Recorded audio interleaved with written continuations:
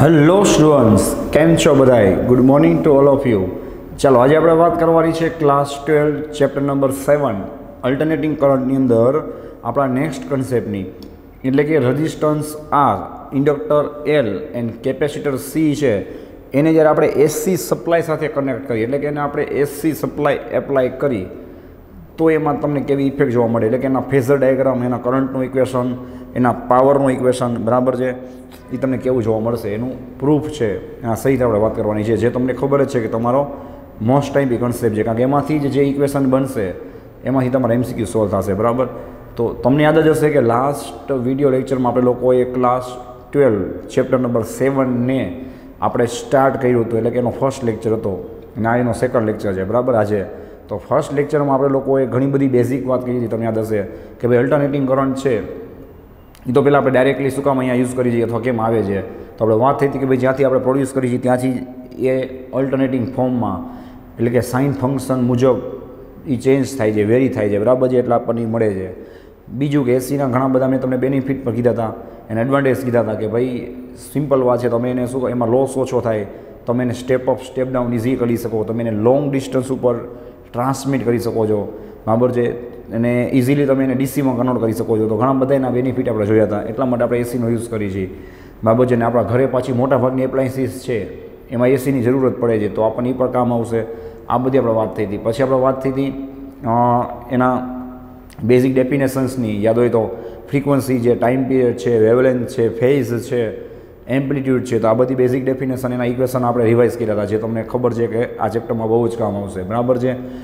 પછી આપણે વાત થઈ હતી એની અંદર કે એની જે એવરેજ વેલ્યુ છે અને એની આરએમએસ વેલ્યુની, બરાબર છે. તો ખાસ ધ્યાન રાખજો, આજે આની જરૂર પડવાની છે અત્યારથી જ, કે એવરેજ વેલ્યુ છે એ એસી કરંટ કે એસી ક્વોન્ટિટી કોઈ પણ હોય કે એસી વોલ્ટેજ હોય, એની એવરેજ વેલ્યુ આપણને શું મળવાની છે ભાઈ? 0 મળવાની છે, બરાબર છે. બિકોઝ જેટલી એમાં પ્લસ વેલ્યુઝ હશે એટલી જ એમાં શું હશે? નેગેટિવ વેલ્યુઝ હશે, તો તમને 0 મળશે. અને એટલા માટે આપણે લોકો આરએમએસ વેલ્યુ ફાઇન્ડ કરતા હતા, મતલબ કે રૂટ મીન સ્ક્વેર, કે તમે એનું પહેલાં સ્ક્વેર લ્યો, પછી તમે એની એવરેજ લ્યો અને પછી પાછું તમે એનું રૂટ લ્યો, તો તમને એની રૂટ મીન સ્ક્વેર વેલ્યુ છે એ મળશે, બરાબર. એ સિવાય આપણે વાત થઈ હતી થોડી કોમ્પ્લેક્સ નંબર વિશે, કે ભાઈ કોમ્પ્લેક્સ નંબર છે it is made of real number and imaginary number, કે ભાઈ રિયલ નંબર અને ઇમેજનરી નંબર બેનું એડિશન છે, બરાબર છે. એની બેઝિક ઇન્ફોર્મેશન તમને હોવી જોઈએ. પછી એવરેજ વેલ્યુ છે, બરાબર છે, એ તમને પૂછે તો આપણે વાત થઈ કે એસી કરંટ હોય કે એસી વોલ્ટેજ, એના માટે 0 થશે. પછી જો તમને ફોર્મ ફેક્ટર પૂછે, આપણે એક્સ્ટ્રામાં વાત થઈ હતી, તો તમારે એની ડેફિનેશન શું હશે ભાઈ? Ratio of average value to the RMS value. અને આપણે પીક ફેક્ટર પૂછે તો શું હશે? Maximum value on RMS value, બરાબર છે. તો આ બધી બેઝિક ડેફિનેશનની વાત થઈ હતી, જે તમે ડાયરેક્ટ એની વેલ્યુ યાદ રાખો તોય ચાલે, કે ભાઈ ફોર્મ ફેક્ટરની વેલ્યુ કેટલી હતી? 1.11 અને પીક ફેક્ટરની વેલ્યુ હતી 1.41, બરાબર. તો આ બધી આપણે બેઝિક વાત થઈ હતી, જેની જરૂર છે આજે પડશે. ચાલો, તો આજનું પહેલું આપણું હેડિંગ શું છે? આપણે વાત થઈ પ્રમાણે એસી વોલ્ટેજ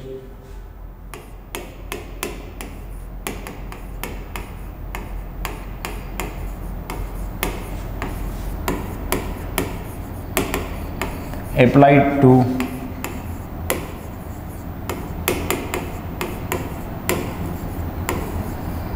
resistor R.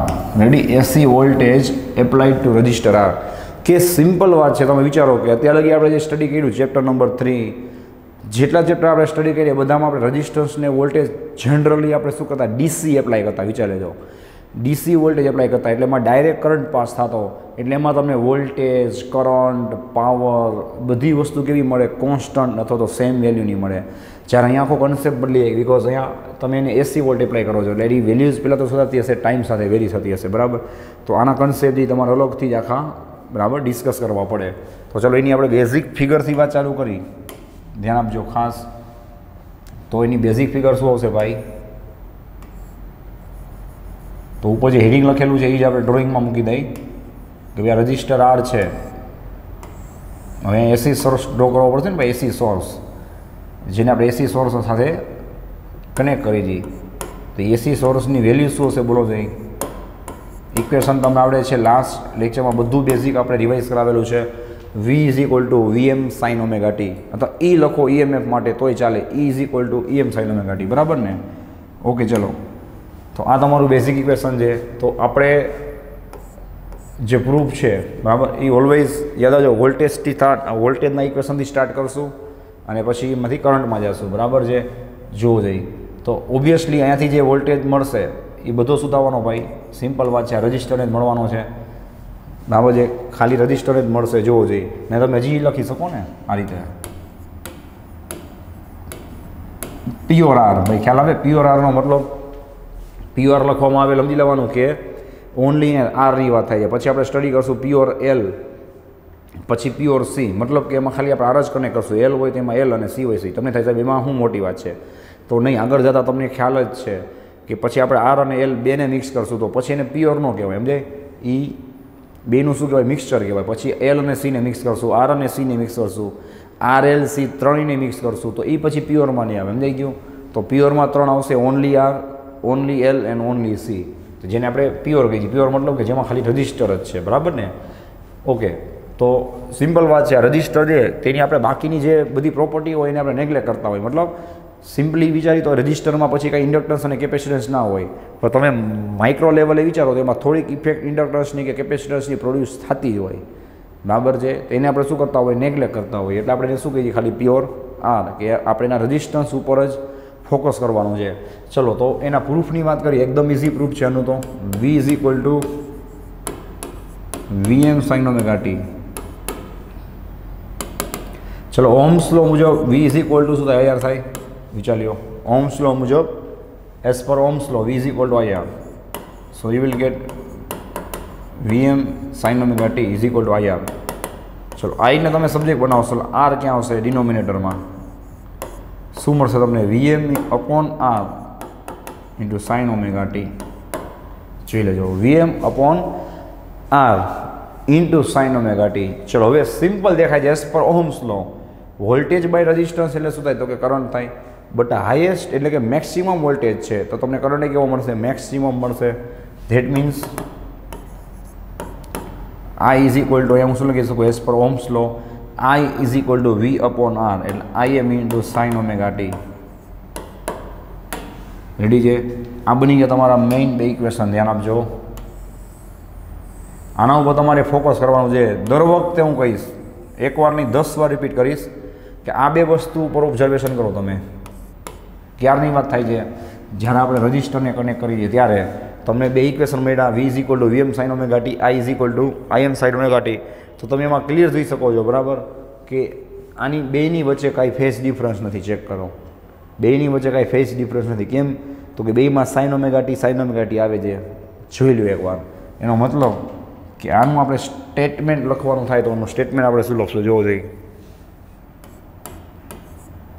કે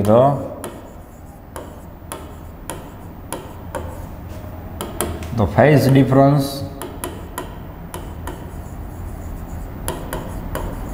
phase difference in pure resistive circuit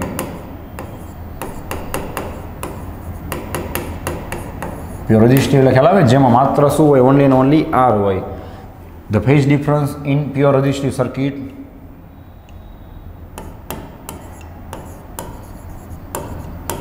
is equal two 0 ready છે એક બે વચ્ચેનો ફેઝ ડિફરન્સ કેવો છે સેમ આના ઉપર તમે બીજું સ્ટેટમેન્ટ શું કહી શકો ભાઈ મીન્સ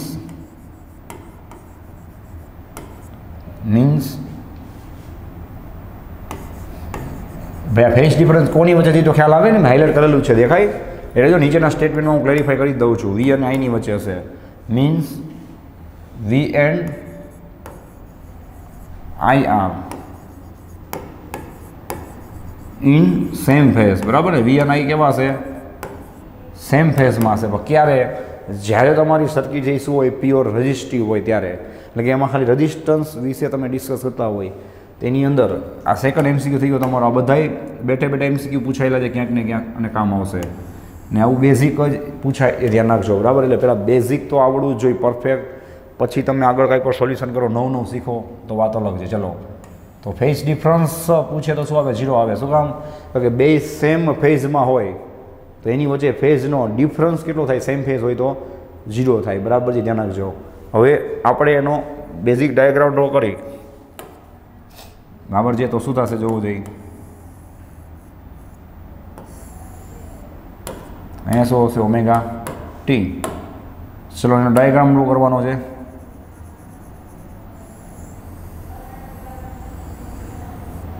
રેડી.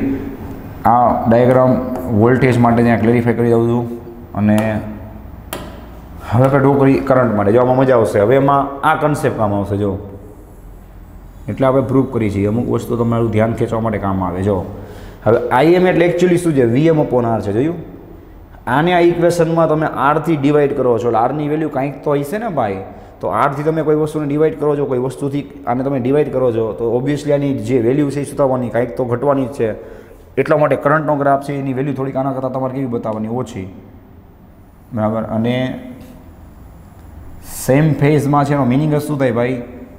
કે બેયની વેલ્યુ એક સાથે શું થાય? તો કે 0થી સ્ટાર્ટ થાય અથવા જ્યાંથી સ્ટાર્ટ થાય ત્યાંથી એક સાથે મેક્સિમમ થાય, એક સાથે ડિક્રીઝ થાય, એક સાથે 0 થાય, વળી એક સાથે શું કરે ભાઈ? ઓપોઝિટ ડાયરેક્શનમાં મેક્સિમમ થાય, એક સાથે શું થાય? 0 થાય. એટલે કે સાયમલ્ટેનિયસલી બે કામ કરે. તો આમાં તમે જોઈ શકો છો કે આ શું થયું? તો કે બે ફેઝમાં કહેવાય. બરાબર છે. આ બધી વસ્તુ કામ આવશે. બેઠે બેઠી યાદ રાખજો. ગ્રાફિકલી પણ પૂછી શકે ભાઈ આ જે ડાયાગ્રામ છે કોનો છે? તો કે પ્યોર રેઝિસ્ટિવ સર્કિટનો છે આ ડાયાગ્રામ છે. બરાબર છે. તો આ થઈ ગયો તમારો ડાયાગ્રામ. રેડી છે? જોવું જોઈએ. પછી ફેઝર ડાયાગ્રામની વાત કરી હોય તો આમાં તો ફેઝર ડાયાગ્રામમાં બહુ કાંઈ થશે નહીં. સમજાય? કેમ? તો કે તમારી રીતે વોલ્ટેજ બતાવશો અને વોલ્ટેજ અને કરંટ બે એક જ ફેઝમાં છે. સમજાય?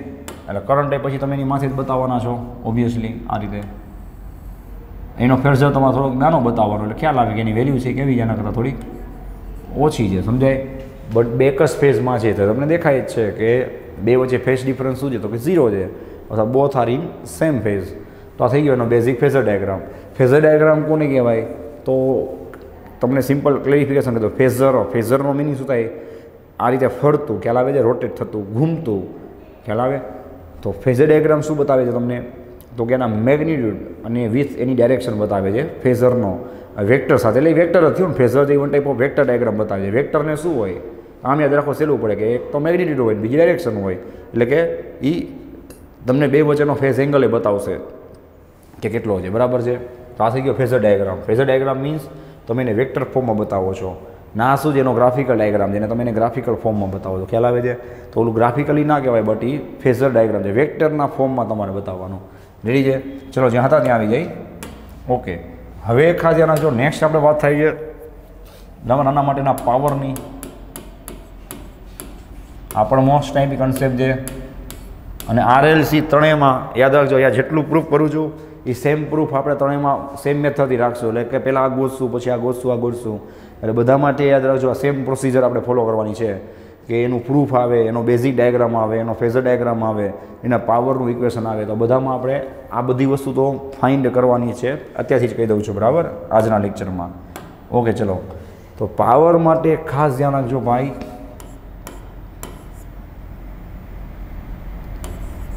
પહેલાં આપણને ઇન્સ્ટન્ટેનિયસ પાવર મળે.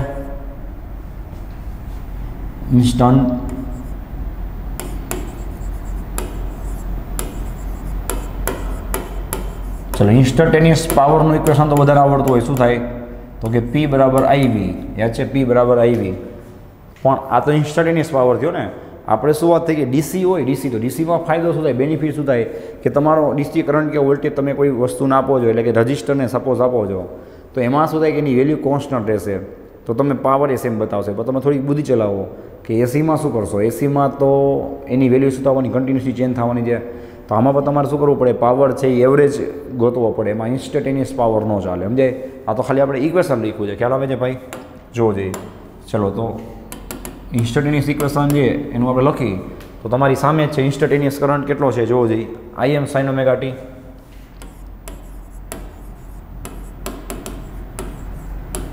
અને V એટલે શું થશે? બોલો જોઈએ. તો કે Vm sin omega t. જોઈ લેજો ખાસ.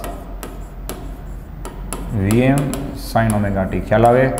ચલો. સો P is equal. ચલો Im Vm ને બહાર કાઢી લ્યો. Im into Vm sin omega t into sin omega t શું થશે? બોલો જોઈએ. sin square omega t થશે. હા. હવે આપણે શું કરવું પડે, એનો એવરેજ પાવર લેવો પડે. શું કામ આપણે લાસ્ટ લેક્ચરમાં વાત કરેલી છે કે ઇન્સ્ટન્ટેનિયસ પાવર જે એસીમાં કામ કરે નહીં, એસીમાં તો તમારે શું લેવું પડે, એની આરએમએસ વેલ્યુ લેવી પડે, એટલે કે એની એવરેજ વેલ્યુ લેવી પડે. બરાબર. ચલો તો આની આપણે એવરેજ વેલ્યુ લેવા જઈએ. બીજું કે પાવરમાં શું ફાયદો થાય છે ભાઈ, આ તો આઈવી લખ્યું છે ને, પછી એમાં તમે આઈ સ્ક્વેર આર લખો તોય ચાલે. સમજે એ બધામાં ફાયદો શું થાય કે એમાં તો પાવરમાં સ્ક્વેર આવેલા, પાવર તો ઓલવેઝ પોઝિટિવ થશે અને મળવાનો જ છે. કેમ? કારણ કે તમે વિચારો જોઈએ એસી કરંટ નાખો કે ડીસી કરંટ નાખો, ભાઈ જે પાવર યુઝ થાય છે, જે પાવર લોસ થાય છે, જે પાવર કન્ઝ્યુમ થાય છે એ તો થાય જ છે ને, ઓબ્વિયસ વાત છે ને. તો એ તો આના માટે ઝીરો નહીં આવે, તો આમાં તમને પાવર શું મળે છે એ વાત કરી છે. બટ શેના માટે? પ્યોર રજિસ્ટિવ સર્કિટ માટે. આપણે એક મોસ્ટ ટાઈમ એમસીક્યુ બનશે, ધ્યાન આપજો. હવે એવરેજ લઈ એટલે મેં તમને લાસ્ટ લેક્ચરમાં કીધું હતું, બરાબર, બધું કામ આવી ગયું. જો જઈ એ મેક્સિમમ વેલ્યુ જઈ તો કોન્સ્ટન્ટ છે, એ તો શું નીકળશે, બહાર નીકળશે. સાઇન સ્ક્વેર ઓમેગા ટી છે, હવે એની એવરેજ થાય. હવે જો ભાઈ આ સાઇન સ્ક્વેર ઓમેગા ટી છે, હમણાં મેં આવીને રિવિઝન કરાવ્યું તો અહીંયા લાગુ ન પડે. કયું કે સાઇન ફંક્શન હોય કે કોસ ફંક્શન હોય, યાદ છે એની એવરેજ વેલ્યુ કેટલી થાય, 0 થાય, બિકોઝ આ સાઇન સ્ક્વેર છે. તો કંઈ વાંધો નહીં, આપણે ફર્સ્ટ લેક્ચરની અંદર બધું કરાવેલું છે કે સાઇન સ્ક્વેર હોય તેને તમારે ઓપન કરવું પડે, સ્ક્વેરમાંથી નોર્મલ વેલ્યુમાં જવું પડે. યાદ આવે? તો તમારી પાસે બધા રસ્તા છે. તો એટલા માટે આપણે ફર્સ્ટ લેક્ચરમાં બધું પહેલાં પ્રિપેરેશન કરાવ્યું હતું કે તમને અહીંયા નવું ન લાગે. સમજાય? ચલો ભાઈ, સાઇન સ્ક્વેર એટલે શું થાય, 1 - cos 2 ઓમેગા ટી થાય. યાદ કરો, ડિવાઈડ બાય 2. યાદ છે ને, 1 - સાઇન છે એટલે માઇનસ આવે, કોસ સ્ક્વેર હોત તો પ્લસ આવત, એંગલ ડબલ આવું આપણે બોલતા. બરાબર. ઓકે, ચાલો નેક્સ્ટ જોવો જોઈએ. Im ઇન્ટુ Vm/2 ને બહાર કાઢ લઉં છું. રેડી? અહીંયા શું કરશું આપણે, 1નું એવરેજ માઇનસ કોસ 2 ઓમેગા ટીનું એવરેજ, બેના એવરેજ મેં શું કરી નાખ્યા, સેપરેટ કરી નાખ્યા છે. દેખાય? જોવો જોઈએ. આને પહેલાં નોટ ડાઉન કર્યો, પછી આને આપણે ઉપર જવા દઈએ. બરાબર. ઓકે, ચલો જોતા જાજો.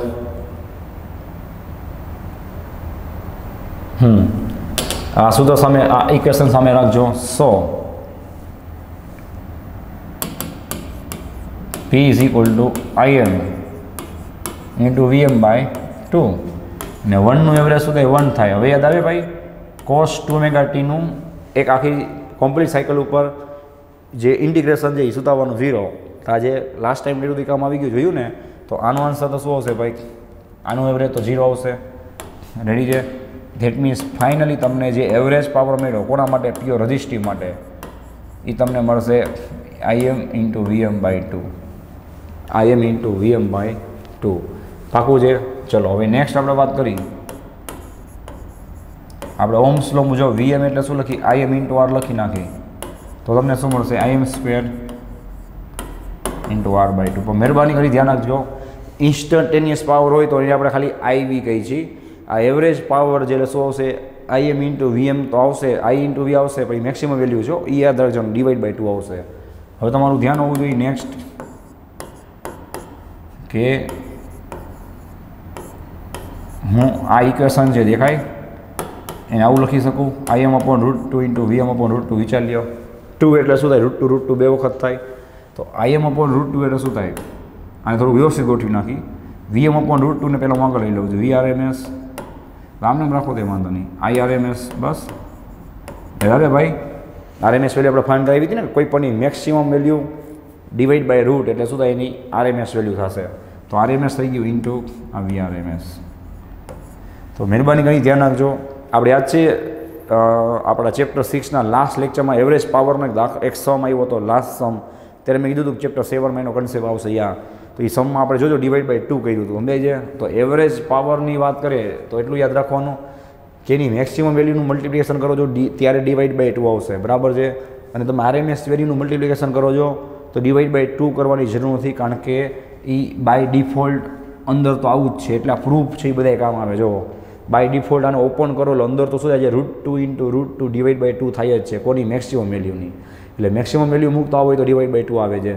Or you can say IRMS into VRMS. Ready છે? તો આ રીતે શું કરશે, એ કામ કરશે. તો આ કોનું ઇક્વેશન થયું, પાવરનું. અને આમાં તમને પાવર 0 મળતો નથી. બરાબર છે? ચલો આને નોટ ડાઉન કરી લો. આટલું છે રજિસ્ટરની અંદર આવશે. પછી આપણે વાત કરી શેની, તો કે ઇન્ડક્ટરની. રેડી? ચલો હવે નેક્સ્ટ આપણે વાત કરી સેકન્ડ થિયોરી.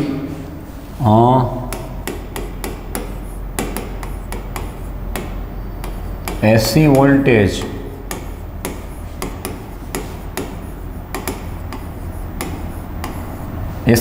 applied to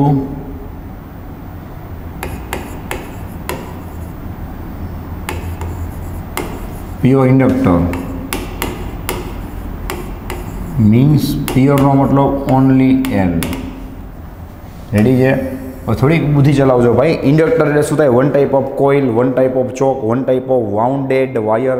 તો મારો ભાઈ વાયર છે એ વાઉન્ડ કરી નાખો એટલે એમાં ઇન્ડક્ટન્સની પ્રોપર્ટી પ્રોડ્યુસ થાય, એને તમે ઇન્ડક્ટર કહી શકો, નો ડાઉટ. પણ એ વાયર છે તો કાંઈક મટીરિયલ ને, તો એને પર રજિસ્ટન્સ હોય કે ન હોય, તો એ રજિસ્ટન્સને આપણે શું કરવાનો ભાઈ? અહીંયા નેગ્લેક્ટ કરીને ચાલવાનું કે એમાં રજિસ્ટન્સ નથી, સમજાય? એટલે કે એ પ્યોર છે, સોરી, હા બરાબર ને, એટલે કે પ્યોર ફોર્મમાં છે, એટલે કે ઓનલી એની અંદર ઇન્ડક્ટન્સની જ પ્રોપર્ટી છે. ખ્યાલ આવે છે ભાઈ? તો આટલા માટે આપણે એને શું કહીએ? પ્યોર વર્ડ આગળ યુઝ કરી દઈએ કે આમાં આપણે રજિસ્ટન્સ છે ને એવું કહેવા માગે છે કે આપણે એને નેગ્લેક્ટ કરીને ચાલવાનું છે. તો મેં તમને કીધું હતું આપણે સેમ મેથડ રાખશું, બરાબર? તો સેમ મેથડ જ રાખી છીએ કે ફર્સ્ટ ઓફ ઓલ આપણે એની ફિગર ડ્રો કરશું, પછી ત્યાં આપણે યાદ છે એસી સપ્લાય ડ્રો કર્યો તો અહીંયા આપણે એસી સપ્લાય ડ્રો કરશું. આમાં ઇન્ડક્ટર એલ હશે, અહીંયા આપણે વાત થઈ હતી પ્રમાણે શું લખશું? વી બરાબર વીએમ સાઇન ઓમેગા ટી. ચલો પ્રૂફ ઉપર જે હું ખાસ એડવાઇસ આપું એટલી એડવાઇસ ખાસ ધ્યાનમાં રાખવી, તમને કામ આવશે ખરેખર, જોજો. ચલો મેં શું કીધું? આપણે પ્રૂફ છે વોલ્ટેજથી સ્ટાર્ટ કરશું, તો શું આવશે? V is equal to VM into sine omega t. દેખાય? V is equal to VM into sine omega T.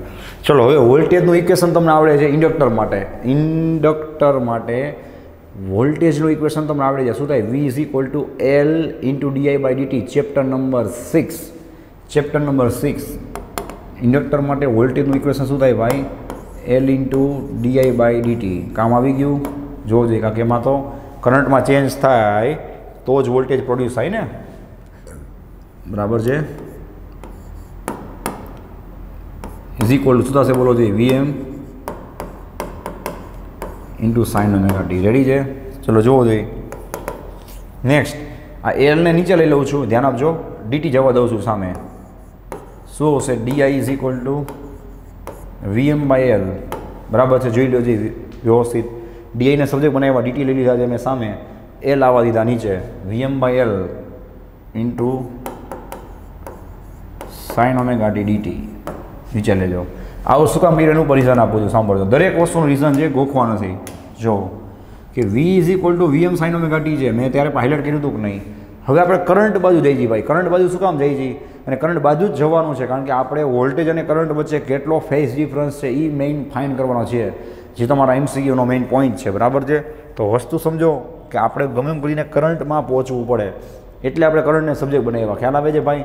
હું કરંટને સબ્જેક્ટ બનાવ્યા તો આપણું ધ્યાન ગયું કે ભાઈ આ તો ડીઆઈ છે, આપણે ટોટલ આઈ જ હોય છે ને, તો આપણે બંને સાઈડ શું કરશું? સમજે ઇન્ટિગ્રેશન કરશું. ઇન્ટિગ્રેશન કરશો એટલે વીએમ અપોન એલ, આ મેક્સિમમ વેલ્યુ છે, બહાર નીકળી જશે. ખ્યાલ આવે છે? અહીં ઇન્ટિગ્રેશન આવશે કોનું? તો કે સાઇન ઓમેગા ટીનું. કોના રિસ્પેક્ટમાં?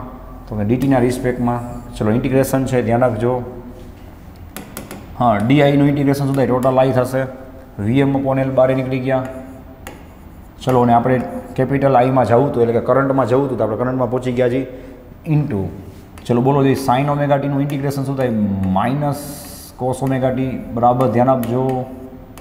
સાઇન ઓમેગા ટીનું ઇન્ટિગ્રેશન શું થાય? Minus cos omega t. અને હું દર વખતે કહું છું, બરાબર, કે ઓમેગા ટીનું ઇન્ટિગ્રેશન બીજી વાર થાય અને ટીનું 1 થઈ જાય, ઓમેગા બહાર નીકળી જાય, એટલે હજી તમારે શું કરવું પડે? એક્સ્ટ્રા ઓમેગા બતાવવો પડે. અને ઇન્ટિગ્રેશન હોવાથી ઓમેગા ક્યાં આવે છે? નીચે. ડિફરન્સિએશન હોય તો ક્યાં આવે? બાજુમાં આવે. યાદ છે? ચલો વાતને આગળ વધારી. Current I is equal to VM upon ઓમેગાને બારે કાઢી લ્યો એટલે ઓમેગા એલ થાય, in bracket minus cos omega T. Ready છે? હવે ખાસ ધ્યાન આપજો ભાઈ, આનું પર રીઝન આપું છું કે આવું આપણે શું કામ કરી છીએ. હવે થોડીક બુદ્ધિ ચલાવો કે આ કોસ ઓમેગા ટી છે ભાઈ, અને મારે જવું છે સાઇનમાં. શું કામ મારે સાઇનમાં જવું છે? બિકોઝ મારે જો વોલ્ટેજના ઇક્વેશનને કરંટના ઇક્વેશન સાથે મારે મેચ કરવું હોય તો બધું પહેલાં તો દેખાવમાં કેવું હોવું જોઈએ? સેમ મને લાગવું જોઈએ. ખ્યાલ આવે છે? મારે જોઈને કરંટ સાથે મેચ કરવું હોય તો અહીંયા સાઇન ફંક્શન છે, અહીંયા કોસ ફંક્શન છે, ચાલે નહીં. બરાબર છે? એટલા માટે આવું કરીએ છીએ આપણે. ચલો આઈ ઇઝ ઇક્વલ શું થશે? તો કે VM upon omega L into, હવે ધ્યાન આપજો ભાઈ, કોસમાંથી આપણે સાઇનમાં જવું હોય તો તમને ખબર જ છે કે π/2ની જરૂર પડે. પાઈ 2π એ બધાથી ફંક્શન બદલે નહીં, π/2 3π/2 બધાથી તમને ખબર છે ફંક્શન ચેન્જ થાય. તો કોસમાંથી સાઇનમાં જવું હોય ખ્યાલ આવી જાય તો શું હશે? sin ωt minus π/2. રેડી છે? શું છે? ફંક્શનમાં જવું હોય તો તમારે π/2થી માઇનસ કરવા પડશે, એટલે કે sin ωt માઇનસ π/2. તો આનો મતલબ શું થાય કે માઇનસ cos ωt થશે. બરાબર છે? જો જઈ તો વાતને આગળ વધારી. હવે નેક્સ્ટ સ્ટેપ, હવે ખાસ ઓબ્ઝર્વેશન કરજો કે રેઝિસ્ટન્સવાળા ઇક્વેશનની અંદર સાંભળો, બે વસ્તુ એક જ થવા માંડી. બરાબર છે? જોવું જોઈએ. આવી રહ્યું રેઝિસ્ટન્સવાળાની અંદર જોવું જોઈએ. સેમ ઇક્વેશન આવી ગયું કે નીચે જે કામ રેઝિસ્ટન્સ કરતો હતો બાકી બધું સેમ છે. જોયું? વોલ્ટેજના અપોન રેઝિસ્ટન્સ, એટલે આપણે મૂકતા હતા કરંટ. તો એ જ કામ અહીંયા કોણ કરે છે? જોવું જોઈએ. એમ જ થયું ને, એકદમ ઇક્વેશન સેમ જે મળતું આવે છે એ જ કામ અહીંયા કોણ કરે છે? જો VM છે, નીચે આખું ઓમેગા એલ છે, દેખાય? તો આ જે ઓમેગા એલ છે એનો મતલબ કરંટનું કામ કરતો હોય, સોરી રેઝિસ્ટન્સનું કામ કરતો હોય. ખ્યાલ આવે? તો VM અપોન ઓમેગા એલ. તો આ જે ઓમેગા એલ છે ને એને તમે રેઝિસ્ટન્સ તો ન કહી શકો, પ્યોર રેઝિસ્ટન્સ. શું કામ? કારણ કે આ ખાલી, અથવા તો પ્યોર ઇન્ડક્ટન્સ ન કહી શકો. સાંભળજો, કારણ કે આ એલ નથી. એલ હોત તો આપણે એલ જ લખતા હોત. તમને એનો સિમ્બોલ ચેન્જ થઈ ગયો, XL. શું કામ? એક્સ છે એ શું છે? રિએક્ટન્સ છે, અને એલ છે એ શું છે? તમને ખબર હોવી જોઈએ, ઇન્ડક્ટિવ અથવા ઇન્ડક્ટર. એટલે આને આખું શું બોલાય? Inductive reactance. શું છે બધું આપણે ડિટેલમાં વાત કરીએ, પ્રેક્ટિકલી, પેલા મેથેમેટિકલી સમજી લો. તો જે કામ ત્યાં રેઝિસ્ટન્સ કરતો હતો ભાઈ, એ જ કામ અહીંયા ઓમેગા એલ કરે છે, જેનું નામ આપણે બદલાવી નાખ્યું શું? XL. તો એનો મતલબ એવો કે ભાઈ આની જગ્યાએ મેં XL મૂક્યું છે, તો એનો મતલબ કે XL છે એ શું છે? વન ટાઈપ ઓફ રેઝિસ્ટન્સ જ છે. બટ એ કોનો રેઝિસ્ટન્સ છે? તો કે ઇન્ડક્ટરનો. બરાબર છે? જેને આપણે કહીએ ઇન્ડક્ટિવ રિએક્ટન્સ. બરાબર છે? શું કરે છે એ બધી આપણે ચર્ચા કરી છે. અહીંયા શું હશે? ઇન્ટુ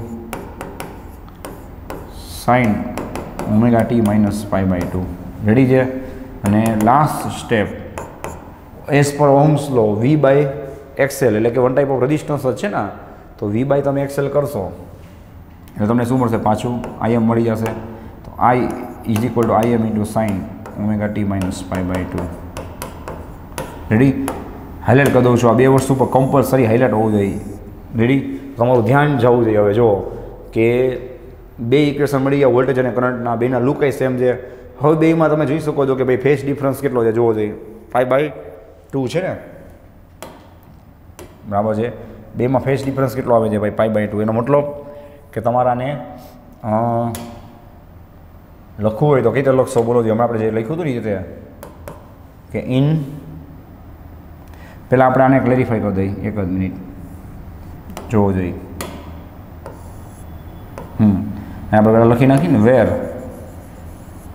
વેર આપણે ઓમેગાની જગ્યાએ શું લખ્યું? XL લખ્યું છે ને. વેર XL is equal to omega L is equal to 2πfL. ચલો 2πfL ને બધું આપણે લાસ્ટ ટાઈમ ડિસ્કસ કરેલું છે. Is equal to 2πfL is equal two આને કહેવાય શું ભાઈ? તો કે ઇન્ડક્ટિવ રિએક્ટન્સ કહેવાય. અને ઇન્ડક્ટિવ રિએક્ટન્સ કહેવાય. જો ભાઈ નામને સમજો, ઓળખવા નથી. ઇન્ડક્ટિવ રિએક્ટન્સ, રિએક્ટન્સ એટલે શું કહેવાય એને ગુજરાતીમાં, કે આપણે હિન્દીમાં કહીને, હિન્દી ગુજરાતીમાં કે અસર. વન ટાઈપ ઓફ એક જાતની અસર છે. બરાબર છે? અસર શબ્દ શું કામ યુઝ કરી છે ખબર છે? કારણ કે આ રેઝિસ્ટન્સ નથી, ખાલી એનું કામ, એની પ્રોપર્ટી, એનો સ્વભાવ, એનો નેચર છે એની રેઝિસ્ટન્સ જેવો છે. જેમ રેઝિસ્ટન્સ કાન ખુલ્લા રાખજો કરંટને ઓપોઝ કરે છે, એમ આપણે ભણીને થાય કાજી ચેપ્ટર 6માં. બરાબર? કે ભાઈ ઇન્ડક્ટન્સ છે એની પાસે એવી અસર છે, એની પાસે એવી એક પ્રોપર્ટી છે, એની પાસે એક એવી ઇફેક્ટ છે, એની પાસે એક એવો નેચર છે કે જે શું કરે છે ભાઈ? કરંટના ચેન્જને ઓપોઝ કરે છે. દેખાય? di/dt. એ di/dtને શું કરે છે? ઓપોઝ કરે છે. કરંટને નહીં, કરંટના ચેન્જને ઓપોઝ કરે છે. તો કરંટને ઓપોઝ કરતો હોય તો એ જે નેચર છે એને રેઝિસ્ટન્સ કહેવાય. તો કરંટના ચેન્જને ઓપોઝ કરે તો એને પછી રેઝિસ્ટન્સ થોડી જ કહેવાય. એ આખો એનો શું થઈ ગયો ભાઈ? એનું કામ છે એ બદલી ગયું ને, એનો બિહેવિયર ચેન્જ થઈ ગયો. એટલા માટે આપણે એને શું નામ આપીએ છીએ? રિએક્ટન્સ. એક એવી અસર છે, એક એવી ઇફેક્ટ છે જે એમાં ઇન્ડ્યુસ થાય છે. બહુ ડિટેલમાં વાત કરું છું, સાંભળજો. રેઝિસ્ટન્સ તમે બુદ્ધિ ચલાવો કે એની પાસે તમે એનો યુઝ કરો કે ના કરો. આ વાયર હોય, વાયર તો વાયર પાસે રેઝિસ્ટન્સ તો હોય જ, પણ આ વાયર છે એ વાઉન્ડ કરેલો હોય ને તો એની પાસે રિએક્ટન્સ છે એવું ન કહેવાય. રિએક્ટન્સ ક્યારે આવે? જ્યારે તમે એમાંથી કરંટ પાસ કરો ને ત્યારે એમાં રિએક્ટન્સ આવે. તમે ઇક્વેશન જુઓ, R is equal to rho L by A, એમાં એલ અને એ હોય, રો હોય, આ ત્રણ વસ્તુ એમાં હાજર છે. એમાં તમે કરંટ આપો કે ન આપો શું ફરક પડે, એની પાસે તો એનો રઝિસ્ટન્સ હોય જ. ખ્યાલ આવે છે. અને અહીંયા ઓમેગા એલ છે, જો એફ એલ તો ચલો સમજ્યા, એલ એ તમને ખબર N∅ બાય I, અને એફ ક્યારે આવે, જ્યારે તમે એમાં કંઈ કરંટ પાસ કરો તો એની ફ્રિકવન્સીની વાત આવે ને. એનો મતલબ કે ભાઈ આ રિએક્ટન્સ એક જાતની અસર છે જે કરંટ એમાં પાસ કર્યા બાદ after passing the current it will induced, કે એમાં ઇન્ડ્યુસ થાય છે. તો અસર હંમેશા હોય નહીં, આપણે કાંઈ કરીને પછી ઇન્ડ્યુસ થાય. વિચાર લેજો, આપણે કાંઈ ઉતાવળ નથી, સમજાય છે. રઝિસ્ટન્સ એમાં પહેલેથી હોય એવું કહેવાય. ઇન્ડક્ટન્સ છે, ઇન્ડક્ટન્સ સાંભળજો, ખાલી એલ છે એમાં પહેલેથી હોય એવું કહેવાય કે આ વાયર છે એમાં ઇન્ડક્ટન્સ કાંઈક હશે. બરાબર છે. આમ તો આપણને ખબર જ છે કે એમાં કરંટ પાસ કરી, ખબર મેં તમને કીધું હતું ત્યારે, તમારી પાસે લખેલું પણ છે કે when we pass the current and when we change the current then and then only inductance will come in to picture, એવું મેં લખાયું હતું, will comes in to picture, કે ભાઈ ત્યારે એ પિક્ચરમાં આવશે. કહેવાનો મતલબ સમજાય છે.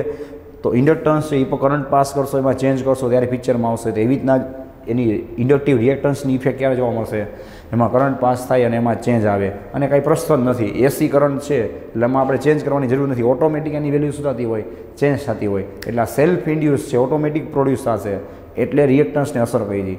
વસ્તુ સમજો. રઝિસ્ટન્સ, હજી એકવાર રિપીટ કરું છું, રઝિસ્ટન્સ છે એ તમે એમાં કરંટ પાસ કરો કે ન કરો એની પાસે પોતાની પાસે છે એવું કહેવાય.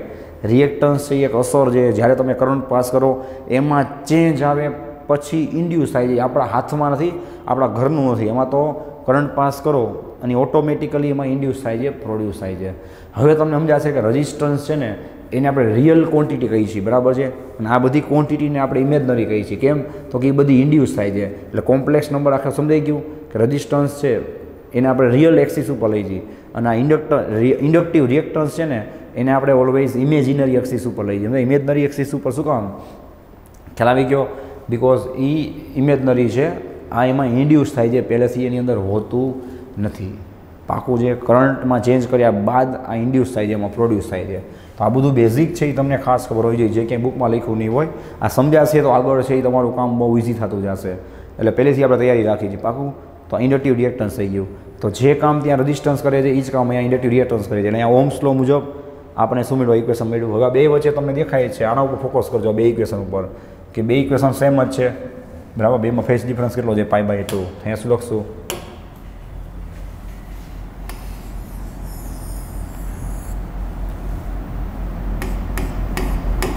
In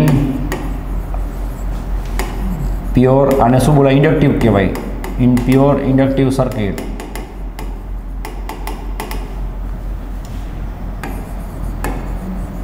current lags by π/2 from with voltage.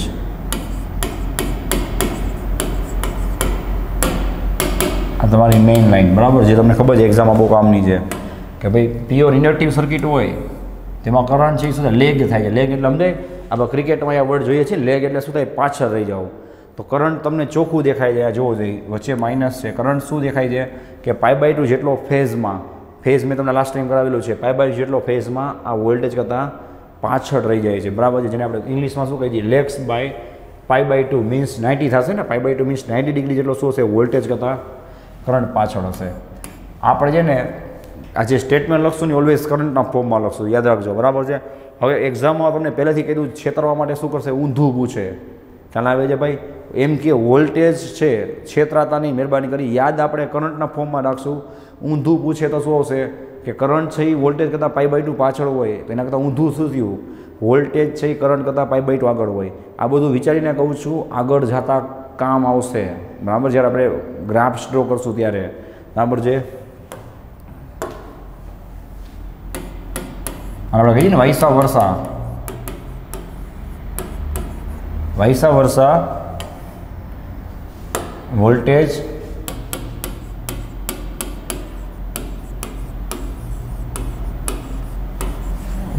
Lead by, lead એટલે સમજાય, એ આગળ થયું ને, lead by π/2 with voltage, sorry with current. આ બે એટલે લખી આપું કારણ કે બેની જરૂર પડશે. હું શું કહું છું કે આપણે મેઇન યાદ શું રાખશું, ઓરિજિનલ કન્સેપ્ટ. કેમ ઓરિજિનલ શું કામ? બિકોઝ અહીં આપણે જોયું કે ભાઈ π/2 ચોખ્ખું દેખાય છે માઇનસમાં છે, મતલબ આના કરતાં π/2 જેટલું શું છે ભાઈ પાછળ છે, બરાબર છે. તો આ ખાસ મગજમાં રાખજો. રેડી છે. અહીંયા માઇનસ શું બતાવે છે કે ભાઈ આ π/2 જેટલું પાછળ છે. Ready. Voltage lead by π/2 with current. ચલો તો આને ખાસ પહેલાં નોટ ડાઉન કરી લો. જે આપણે વાત કરી છે એના ફેઝર ડાયાગ્રામની, બરાબર છે.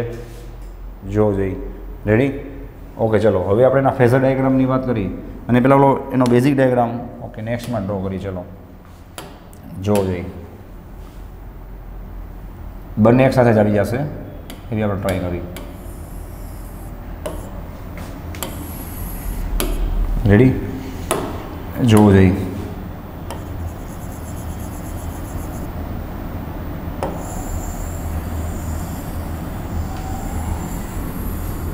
બરાબર. આ વાત થઈ વોલ્ટેજની. ફોર એક્ઝામ્પલ ચલો આપણે ડ્રોઈંગ કરશું કરંટ માટે.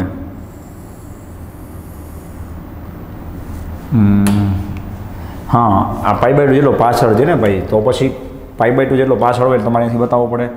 π/2 પાછળ ખ્યાલ આવે છે. અહીંયા આપણે હાઇલાઇટ કરી નાખી. જો આ રીતે કામ આવશે. જોજો ભાઈ રેડી. π/2 જેટલો પાછળ છે એટલે તમારે અહીંયાથી બતાવવું પડે ને થોડોક. આના કરતાં એની વેલ્યુ કેવી બતાવવાની? ઓછી બતાવવાની. સમજાય? આ રીતે.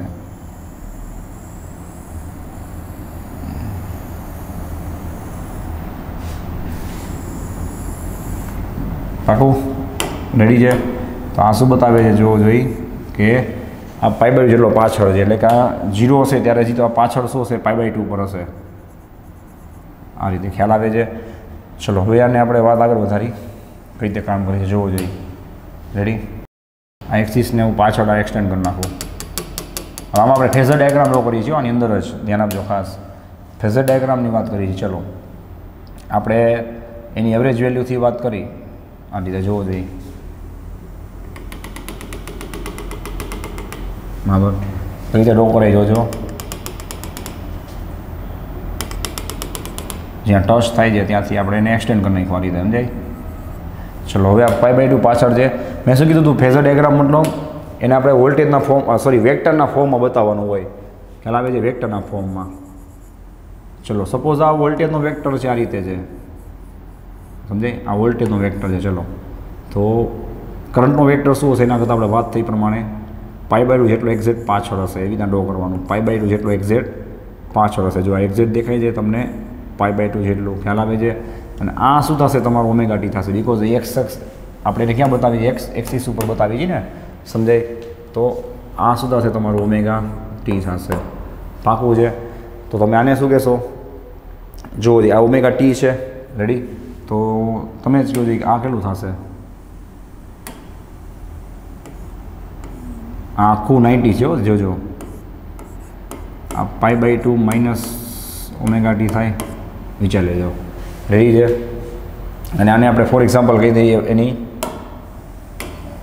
આ રીતે મેક્સિમમ વેલ્યુ. બરાબર. હવે તમારે આને મેથેમેટિકલી ચેક કરવું હોય તો કરી લો કઈ રીતે કામ કરશે. જો આ રીતે. ચલો આની ઓપોઝિટ સાઈડ થાય ને. આની ઓપોઝિટ સાઈડ થશે વીએમની. આ જેટલું એટલું આ હોય અને તમને શું મળશે? VM sin ω t મળશે. અને આની શું થશે? અહીંયા એમ આવશે ને ભાઈ. સોરી. રેડી. આની ઓપોઝિટ સાઈડ થાય. એક્સ એક્સિસ સાથે બધી વાત કરી છે. જો મેં π/2 ω t બતાવ્યું છે. આ રીતે જેટલું આવો એટલું આ થાય. અને નેગેટિવ બાજુ છે એટલે શું હશે? માઇનસ આવશે. આનો કોમ્પોનન્ટ બોલો શું થાય? Minus Im into sin ω t sorry sin π/2 minus ω t. સાંભળજો.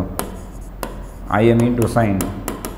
આ માઇનસ અંદર લઈ લઉં છું. માઇનસ અંદર જશે એટલે શું થશે? ω t આ બધું આવી જશે π/2 પાછળ. હવે આખી ગેમ સમજાય શું છે? જો ઇક્વેશન 2 સેમ આવી ગયા. ચેક કરી લો. આ ω t અને આ π/2 જેટલો પાછળ આવી ગયો નેગેટિવ. બે ઇક્વેશન મળી ગયા VM અને Imના. તો તમારે અહીંયા લખવું હોય તો તમે હજી લખી શકો છો બીજી વાર. V ઇઝ ઇક્વલ ટુ શું થયું? VM sin ω t. ચેક કરી લો. અને આ બધું ક્યાંથી લખી છે? આપણે હમણાં જે પ્રૂફ કર્યું એમાંથી લખી છે ને. ના ગ્રાફ શેનો છે? તો કે I is equal to Im sin omega t -π/2 જોઈ લો જઈ ઇક્વેશન મળતું આવી ગયું. આ થઈ ગયો એનો ફેઝર ડાયાગ્રામ. અને ફેઝર ડાયાગ્રામમાં આપણે કોઈ પણ એક ડાયરેક્શનમાં લઈને ચાલવાનું હોય ભાઈ. સપોઝ તમે આ રીતે ચાલો છો એન્ટી ક્લોકવાઇઝ દેખાય આ રીતે, તો તમારે શું કહેવાય એન્ટી ક્લોકવાઇઝ આપણે જાય તો ચોખ્ખું દેખાય છે. જો કે વીએમ છે એ શું છે, આઈએમ પાછળ છે, જોયું વીએમ આગળ છે, મતલબ કે વીએમ છે એ આઈએમ કરતાં કેટલો આગળ છે, આઈએમ કરતાં પૂછું છું અહીં રીતે જોવો જોઈએ તો કે π/2 જેટલો શું છે ભાઈ આગળ છે. મેં લખ્યું હતું ને સ્ટેટમેન્ટ, તો ઊંધું કેવું હોય તો કે ભાઈ આઈએમ છે એ શું છે તો કે વીએમ કરતાં π/2 જેટલો પાછળ છે, એટલે કે લેગમાં છે, લેગિંગમાં છે, બરાબર. ચલો આને તમે નોટ ડાઉન કરી લેજો. હવે આપણે વાત કરીએ એના માટે પાવરની, બરાબર છે. હજી ઇન્ડક્ટર માટે પાવરની વાત બાકી છે ને, ચલો જોવો જોઈએ. ઓકે, નેક્સ્ટ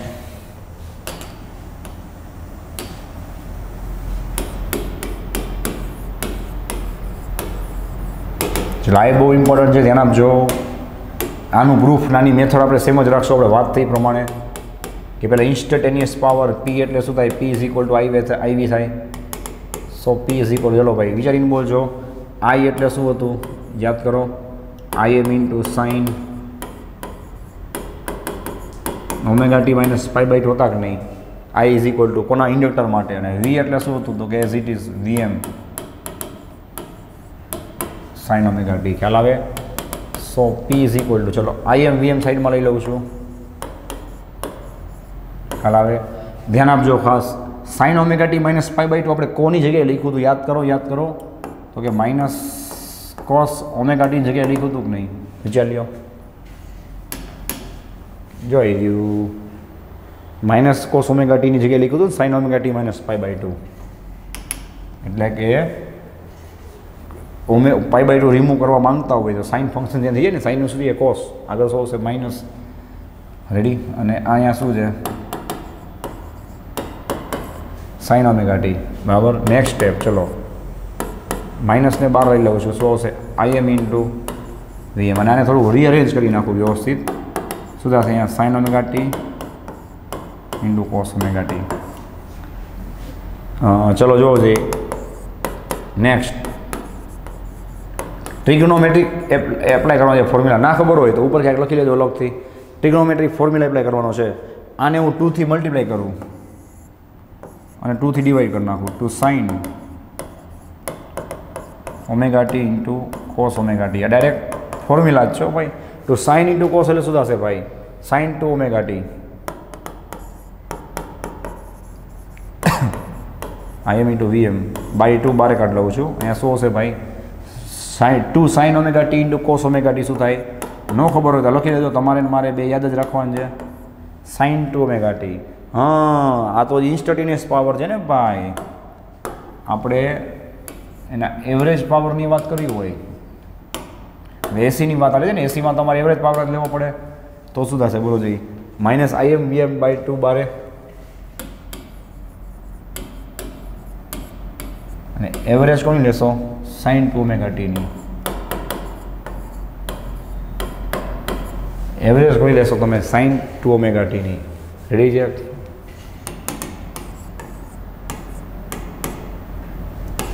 હવે યાદ આવે ભાઈ આપણી મેઇન લાઈન. આ sin 2 ઓમેગા ટી છે. 2 હોય 3 હોય ગમે એ હોય, ઉપર સ્ક્વેર નથી જોવો, ઓનલી sin 2 ઓમેગા ટી છે. બોલો sin 2 ઓમેગા ટીની એક કમ્પ્લીટ સાયકલ ઉપર એની એવરેજ શું થાય 0 થાય. શું કામ થાય એનું પ્રૂફ આપણે કરાવેલું છે. આજે રિવિઝને કીધું હતું કે ફૂલ કામ આવશે. આવી ગયું કામ કે આની જે એવરેજ છે એ શું થાય સાઇન કે કોસ ફંક્શનની, સાઇન કોસ બેયની શું થશે 0 થશે. એટલા માટે યાદ રાખજો તમારો નેક્સ્ટ મોસ્ટ ટાઈમ MCQ કે ઇન્ડક્ટરમાં મારો ભાઈ એવરેજ પાવર છે એ શું હશે 0 હશે. એવરેજ પાવરની વાત થાય. જો એવરેજ પાવર શું હશે 0. આઈડિયલી 0 હશે, બરાબર છે, પ્રેક્ટિકલી નહીં. શું કામ 0 હશે એનું સિમ્પલ આપણે લોજિકની વાત કરીને ભાઈ, તો જેટલો પાવર છે ને, જેટલો પાવર એ ઇન્ડક્ટર છે એ લે છે બેટરીમાંથી, બરાબર, એટલો પાવર એ શું કરે છે ભાઈ તમને ખ્યાલ જ છે કે એ ચાર્જ થશે મેગ્નેટિક ફિલ્ડના ફોર્મમાં, એ પોતાની અંદર એનર્જી સ્ટોર કરશે. એ જ એનર્જી પાછી શું કરશે ભાઈ સોર્સને રિટર્ન કરી દેશે. એટલે એવરેજ તમે લેશો તો શું થશે ભાઈ 0 હશે. આઈડિયલી વાત થાય છે. એનું આ થિયોરિટિકલ રીઝન છે, પ્રેક્ટિકલ રીઝન છે. આ એનું મેથેમેટિકલ રીઝન છે કે આન્સર શું આવશે 0 આવશે, બરાબર. ચલો આને નોટ ડાઉન કરી લો. હજી થોડુંક આપણે એક્સ્ટ્રાની વાત કરવાની છે. જો જઈ રેડી? ચલો નેક્સ્ટ આપણે વાત કરી તો તમારું ધ્યાન હોવું જોઈએ કે આપણે ઇન્ડક્ટિવ રિએક્ટન્સ નામની ક્વોન્ટિટી નવી લોન્ચ કરી હતી અને એના વિશે મેં તમને આખી ચર્ચા કરી કે ભાઈ આ એકચ્યુઅલમાં કઈ રીતે કામ કરે છે. 2πfl દેખાય? આમાં એક જ ક્વોન્ટિટી વેરિયેબલ છે જે આપણા હાથમાં છે, કોણ એફ. એકવાર તમે કોઈ લઈ લીધી પછી એનો એલ કેવો થઈ જાય ફિક્સ. હા, કોઈ બદલાવો તો વાત અલગ છે, બરાબર છે. તો ધેટ મીન્સ કે તમને એક્સેલ ઇઝ શું મળશે? પ્રોપોર્શનલ ટુ એફ મળશે. X L is proportional to F. એક આ તમારું કામ થઈ ગયું. તો જો તમે એનો એક્સેલ અગેન્સ્ટ એફનો ગ્રાફ ડ્રો કરો તો બે ડાયરેક્ટલી પ્રોપોર્શનલ છે ને ભાઈ. તો તમને એનો ગ્રાફ કેવો મળશે? આ બધું એમસીક્યુમાં કામ આવશે, લિનિયર મળશે, જોઈ શકો છો તમે. રેડી છે? બીજી વાત કરી ખાસ આપણે ધ્યાન આપજો. અગેન આ જ equation XL is equal to 2πfl. Ready છે? For DC. ભાઈ ડીસીની અંદર ઘણા બધી ખબર નહીં હોય, બરાબર, કે ડીસી કોને કહેવાય? જેમાં ફ્રીક્વન્સી ના હોય ને, ડીસીનો ગ્રાફ જ આમ સીધો હોય, એમાં સાયકલ આવે જ નહીં. સાયકલ કોને કહેવાય? આ રીતે પિરિયોડિક હોય તો સમજાય છે. તો ડીસી માટે ફ્રીક્વન્સી 0 હોય, તો એટલા માટે ડીસી માટે જે ઇન્ડક્ટર કેટલો થશે? એક્સેલ 0 થાય. તો જે આગળ વાત કરી મજા આવશે. આ બધી પ્યોર વાત ચાલે છે, આઈડિયલ વાત, બરાબર. આઈ ઇઝ ઇક્વલ ટુ શું થાય? આઈ ઇઝ ઇક્વલ ટુ થતો V/XL થાય. ચાલ્યો V/0.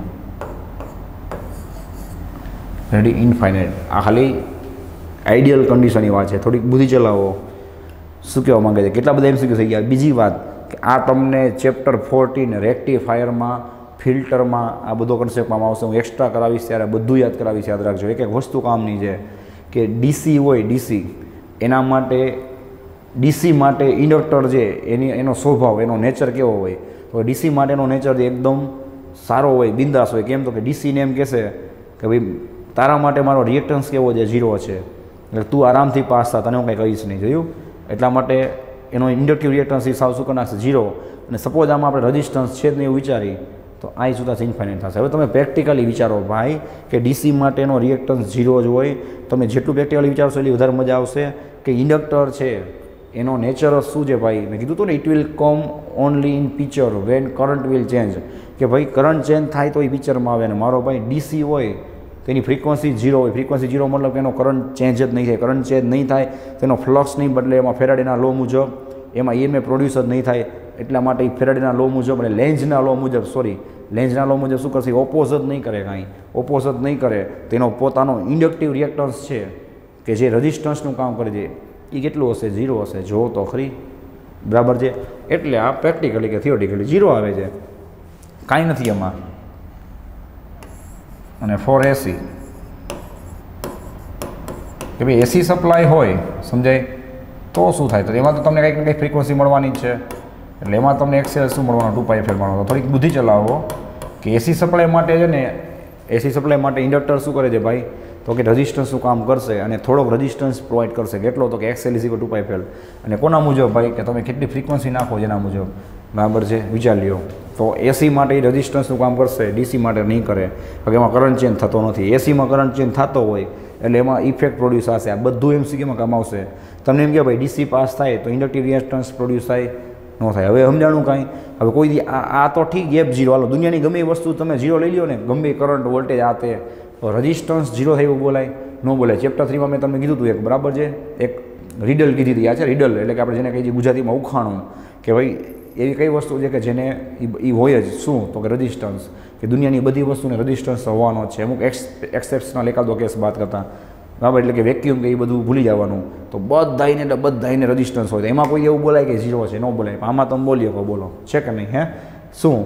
એ તો તમે ડીસી હોય તો 0 થાય. ઇન્ડક્ટિવ રિએક્ટન્સ એટલે કે ઇફેક્ટ જ પ્રોડ્યુસ ન થાય. ખ્યાલ આવે છે? એટલે મેં તમને કીધું હતું કે રિએક્ટન્સ એટલે એક જાતની અસર, એ પ્રોડ્યુસ થાય છે. જ્યારે રજિસ્ટન્સ છે એ કોઈ અસર નથી. એ તમે એમાં કરંટ આપો ન આપો, વોલ્ટેજ આપો ન આપો, એ એમાં છે એટલે છે. એટલે એ રિયલ કહેવાય. ના ઇમેજનરી છે જે પ્રોડ્યુસ થાય છે. જે સમજાય? તો એક્સેલ જે પ્રોડ્યુસ થયું ક્યારે એસી હોય તો ડીસીમાં નહીં થાય. છેલ્લી વાત બહુ જ કામની, આ પણ તમને ચેપ્ટર 14 સેમિકન્ડક્ટરમાં કામ આવશે, રેક્ટિફાયર અને ફિલ્ટરમાં, આના માટેની, બરાબર છે. શું? તો કે પાછું લખું છું XL is directly proportional to F. શેના માટે ફોર એસી? તો તમે સમજી જ ગયા છો આ બધી એસીની વાત XL એફના પ્રોપોર્શનલમાં છે. તો થોડી બુદ્ધિ ચલાવો કે ફ્રીક્વન્સી ઓછી હશે, લખી જ દઉં કે કામ કરું બસ, તો તમે મિસ્ટેક કરશો. ચલો ફ્રીક્વન્સી ઓછી હશે લખી દઉં છું લેસ એફ, સો લેસ XL, ખ્યાલ આવે? સો મોર આઈ, શું હશે? મોર એફ. એફ વધારે હશે તો XL એ કેવું હશે? બોલો, વધારે હશે. સો કરંટ વિલ બી લેસ. હવે સમજાણો? એટલા માટે આને લો પાસ ફિલ્ટર કહેવાય. લો પાસ ફિલ્ટર શું કામ? વિચાર લ્યો, આમાં કોઈને કંઈ ખ્યાલ નથી હોતો, આ બધું સમજશો તો જ યાદ રહેશે, બાકી ગોખીને કોઈથી ભેગું નહીં થાય. લો પાસ ફિલ્ટર શું કામ? તો તમે જોઈ શકો છો કે ઇન્ડક્ટર છે એમાંથી તમે એસી કરંટની વાત ચાલે છે, ડીસી નહીં, બરાબર? એસી કરંટ પાસ કરો છો, ડીસીમાં તો કંઈ પ્રશ્ન નથી, ડીસી તો બધું જ આવવા દેશે, જોવો જોઈએ છે ને, બધો કરંટ વયો ગયો. એસીમાં શું થાય ભાઈ? ફ્રીક્વન્સી ઓછી હશે તો એમાંથી કરંટ એટલે કે ઇઝીલી એ પાસ થઈ જશે, એટલે લો પાસ ફિલ્ટર. જોયું? સમજાણું? એટલે લો પાસ કહેવાય કે લો ફ્રીક્વન્સી હશે. લખી દઉં બસ, આ બધું નાનું નાનું લખજો ભાઈ. લો ફ્રીક્વન્સી હશે તો એને શું કરશે? It will allow to pass, એને પાસ થવા દેશે. અને હાઈ ફ્રીક્વન્સી હશે તો તમે જોઈ શકો છો કે એનો વન ટાઈપ ઓફ રેઝિસ્ટન્સ વધારે છે, એટલે આ કરંટ કેવો હશે? લેસ હશે. મતલબ કે એ કરંટને કે એ ફ્રીક્વન્સીને પાસ થવા દેશે નહીં, એટલે એને લો પાસ કહેવાય. બિકોઝ લો ફ્રીક્વન્સીને પાસ થવા દેશે, હાઈ ફ્રીક્વન્સીને પાસ થવા નહીં દે. એના માટે શું કરશે? એ વધારે રેઝિસ્ટન્સ એ પ્રોડ્યુસ કરશે. સમજાય છે ભાઈ? આના માટે ઓછો કરશે. તો કહેવાનો મિનિંગ ખ્યાલ આવી ગયો? તો આટલો રેઝિસ્ટન્સ એ શું થાય? ચેન્જ થઈ જશે. રેડી? તમારી ફ્રીક્વન્સી 50-100 હોય ને 500 હોય તો ફરક પડે ને ભાઈ. 500માં શું થાય? એના કરતાં ડાયરેક્ટ 10 ટાઈમ્સ શું થાય? રિએક્ટન્સ છે એ વધી જાય. તો શું થાય? 10 ટાઈમ્સ છે એ કરંટ ઉલટાનો ઓછો થઈ જાય આના કરતાં. એટલા માટે આપણે લો પાસ ફિલ્ટર કહી દઈએ. આ બધી વસ્તુની જરૂર છે એ ઇલેક્ટ્રોનિક્સ આઇટમમાં પડતી હોય. આ કોઈ બરાબર જે દુનિયા બહારની વસ્તુ આવતી નથી, બધી પ્રેક્ટિકલી આપણે હજારો વાર યુઝ કરી દઈએ ને એના વગર આપણે રહી પણ ન શકીએ. બરાબર? આ ફિલ્ટરને બધી વસ્તુ આપણે યુઝ કરી છીએ, મોબાઈલથી લઈને બધી ડિવાઇસીસમાં, ટીવીમાં, ઇલેક્ટ્રોનિક્સની બધી આઇટમમાં, રેડિયોમાં. પાકું છે? તો એના માટે લો પાસ ફિલ્ટર કહેવાય. તો આ બધી હતી એની પ્રોપર્ટી, કોની? ઇન્ડક્ટરની. ચલો હવે આને નોટ ડાઉન કરી લો. ઓકે, ચલો ભાઈ, હવે આપણે વાત કરી કેપેસિટર માટે. બરાબર છે? Last capacitor. તો અત્યારે ઇન્ડક્ટર માટે જેટલું કર્યું ને એ જ રીતે વર્ડ ટુ વર્ડ એ સેમ મેથડથી. બરાબર છે? પહેલાં ડ્રોઈંગ આવશે, પછી પ્રૂફ, પછી એનો ફેઝર ડાયાગ્રામ, પછી પાવર, આ તે બધી વસ્તુ આપણે કેપેસિટરમાં પણ સેમ મેથડથી ભણશું. તમને યાદ રાખવામાં ઇઝી પડે. બરાબર છે? જોવો જોઈએ. તો હવે શું આવશે? એસી,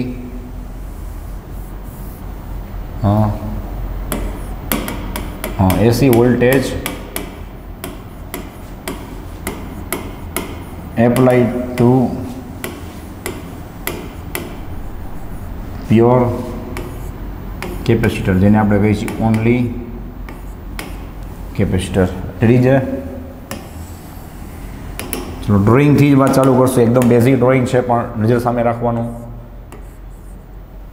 હા,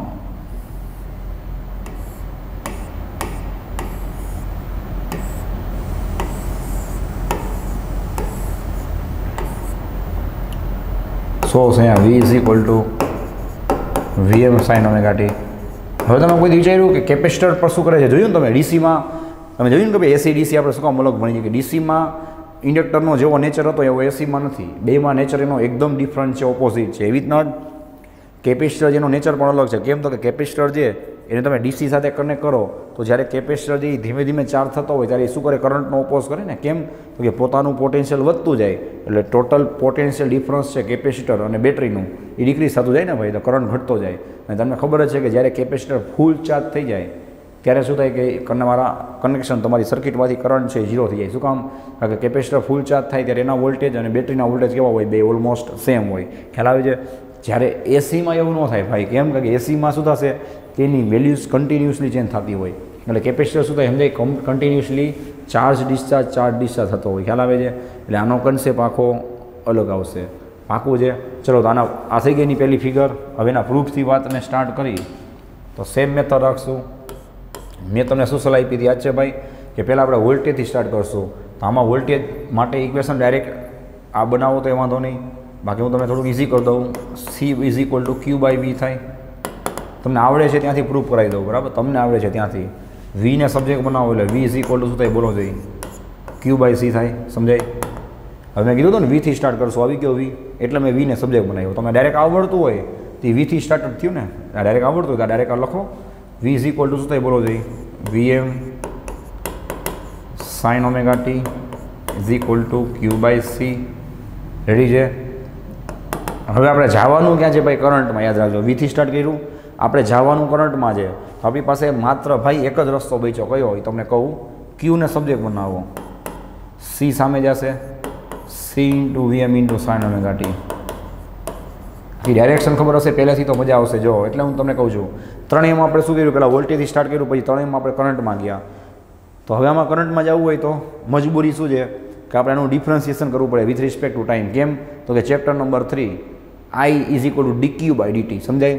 ઇન્ડક્ટરમાં તો શું હતું કે પહેલેથી કરંટ હાજર જ હતો, ખાલી એનું ઇન્ટિગ્રેશન કરવાનું હતું. સમજાય? ઇન્ટિગ્રેશન. આમાં કરંટ ક્યાંય દેખાતો જ નથી, એટલે કરંટમાં જવા માટે શું કરશું, ડિફરન્સિએશન કરશું. ખ્યાલ આવે છે? તો તમે ડીક્યુ બાય ડીટી કરશો,